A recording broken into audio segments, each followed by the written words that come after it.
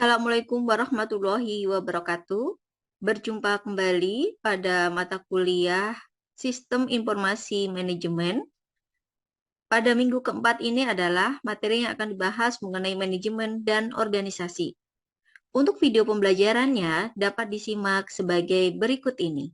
Warahmatullahi wabarakatuh. Bahwa banyak orang yang berkumpul di suatu tempat. Apa yang terjadi jika ada banyak orang dan tidak ada aturan? Misalnya ada banyak orang di suatu desa, di suatu kantor, di suatu kampus, di perusahaan atau di tempat yang lain. Apa yang akan terjadi jika tidak ada aturan? Tidak jelas apa yang akan terjadi nantinya. Kekacauan karena bisa bertindak sendiri-sendiri, pertengkaran antar orang atau antar kelompok, tidak bisa melakukan kegiatan bersama dengan tertib, timbul berbagai masalah, dan itu semua tidak kita inginkan. Nah, kalau kita berada di suatu tempat, di kantor misalnya, maka kita membutuhkan manajemen dan organisasi. Suatu saat kita bekerja berkumpul dengan banyak orang, maka kita butuh manajemen. Apa itu manajemen? Menurut Manulang, manajemen adalah seni dan ilmu perencanaan, pengorganisasian, penyusunan, pengarahan, dan pengawasan sumber daya untuk mencapai tujuan yang sudah ditetapkan. Jadi ada sumber daya yang sifatnya terbatas. Kita ingin mencapai tujuan, maka perlu direncanakan, diorganisir, diarahkan, diawasi, sehingga apa yang dicita-citakan diharapkan bisa tercapai. Organisasi adalah suatu sistem perilaku orang-orang yang saling berinteraksi dalam melaksanakan pekerjaan atau tugas. Jadi nanti ada satu dengan yang lain saling berkomunikasi, berhubungan dalam menyelesaikan tugas atau job description. Fungsi manajemen adalah pertama, planning, yaitu merencanakan apa yang akan dilakukan. Organizing, yaitu mengorganisasikan untuk mencapai rencana. Staffing ialah menyusun staf organisasi dengan sumber daya yang diperlukan. Directing, mengarahkan sumber daya untuk melaksanakan rencana. Yang terakhir, controlling, mengendalikan sumber daya agar beroperasi maksimal. Itu semua fungsi manajemen, jadi sangat penting. Kita lihat tingkatan yang ada di dalam manajemen. Karena banyak orang, maka dibagi-bagi, ada yang menjadi top manager, middle manager, low manager. Jadi tingkatannya ada secara umum terbagi 3, atas, tengah, bawah. Nah, tugas dari pimpinan yang paling atas adalah perencanaan strategis jangka panjang, mencakup secara keseluruhan. Kemudian perencanaan tingkat tengah atau middle, yaitu mengendalikan manajemen, dibuat supaya manajemen berjalan dengan baik dan lancar. Kemudian perencanaan operasional di tingkat bawah atau low, yaitu untuk menjalankan operasional rutin sehari-hari. Jabatan dalam hal ini misalnya yang paling atas direktur atau wakil direktur itu top manager. Kemudian di tingkat level middle ada kepala divisi, kepala bagian, itu jabatannya.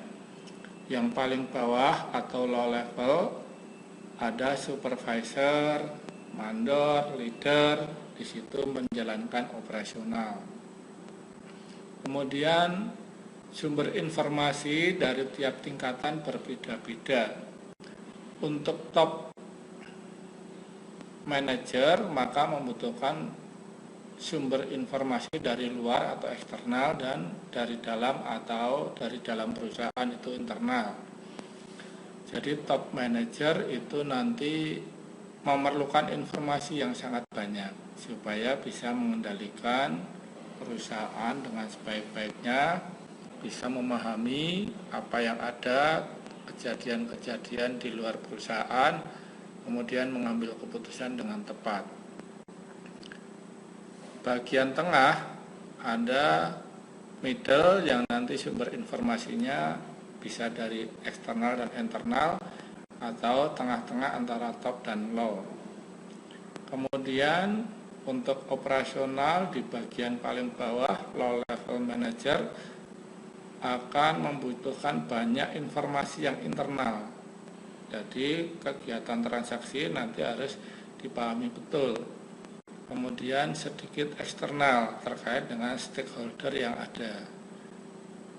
Kemudian kita lanjut. Kurun waktu informasi yang dibutuhkan oleh pimpinan puncak atau top level adalah informasi yang sifatnya jangka panjang. Kemudian ada jangka menengah untuk yang middle dan jangka pendek sehari-hari kebutuhan rutin itu untuk yang low level. Jadi kurun waktu informasinya berbeda-beda antara top, middle, dan low. Kalau kita membuat laporan kepada pimpinan, kita cukup membuat laporan ringkas. Misal, penjualan bulan ini naik 50%. Nah, itu cukup ringkas. Di top manager untuk mengambil keputusan yang cepat butuh laporan yang ringkas saja. Kemudian di middle management butuh laporan yang semi pokok, artinya ya agak lengkap dibanding yang paling atas yang hanya laporan singkat. Kemudian di laporan paling bawah dibutuhkan yang lengkap dan terperinci. Jadi nantinya harus semua kejadian terekam dan dilaporkan. Ini kesimpulan top manager atau top level management itu misalnya kedudukannya sebagai direktur. Tugasnya secara umum membuat rencana strategis jangka panjang sehingga nanti jelas apa yang akan dicapai jangka panjangnya. Dibutuhkan informasi internal dan eksternal yang seimbang. Jadi nanti kebutuhannya selain perkembangan perusahaan juga perkembangan zaman atau kebijakan pemerintah atau keadaan yang ada itu eksternal. Jadi pertimbangannya harus dari dalam perusahaan dan melihat perkembangan di luar perusahaan. Kemudian kita mengelola atau mengatur keseluruhan. Top manager itu bertanggung jawab terhadap keseluruhan dalam perusahaan. Dibutuhkan laporan ringkas saja untuk mengambil keputusan. Jadi pimpinan nggak ingin bertele-tele mempelajari semua data yang ada, itu kelamaan. Jadi nanti top manager diberikan laporan yang pokok-pokok. Nggak mungkin presiden selaku top manager di suatu negara mempelajari seluruh data warganya. Hanya pokok-pokoknya saja. Nah, di posisi middle atau middle manager itu contohnya jabatan kepala divisi sehari-hari harus bisa mengendalikan jalannya manajemen, harus terkendali, semuanya bisa lancar, aman. Kemudian perlu informasi yang tengah-tengah antara top dan low. Kemudian mengelola, mengatur divisinya masing-masing kalau sebagai kepala divisi. Jadi nanti sudah dibagi-bagi, pekerjaannya lebih sempit dibanding top manager. Dibutuhkan laporan semi pokok, jadi cukup lengkap, tidak hanya poin-poin penting tapi agak mendetail. Low level manager atau manajemen ini misalnya tingkatan paling rendah itu mandor. Nah, mandor harus bisa mengendalikan operasional, harus bertanggung jawab jalannya perusahaan. Di sini perlu informasi internal yang lebih banyak dibanding eksternal. Jadi data-data perusahaan, transaksi, karyawan dan sebagainya itu dalam sebuah perusahaan lebih banyak dibutuhkan dibanding kebijakan luar, perkembangan zaman dan sebagainya, karena itu ranahnya pimpinan. Kemudian, ini top manager salah tulis, harusnya low manager, ini misalnya mandor. Tugasnya low manager itu mengelola transaksi harian. Jadi sehari-hari apa saja yang terjadi dikelola supaya berjalan secara rutin. Kemudian laporan dibuat lengkap atau detail. Jadi jangan sampai ada yang ketinggalan, semua dilaporkan terperinci. Kemudian kita bahas struktur organisasi, ada organisasi lini.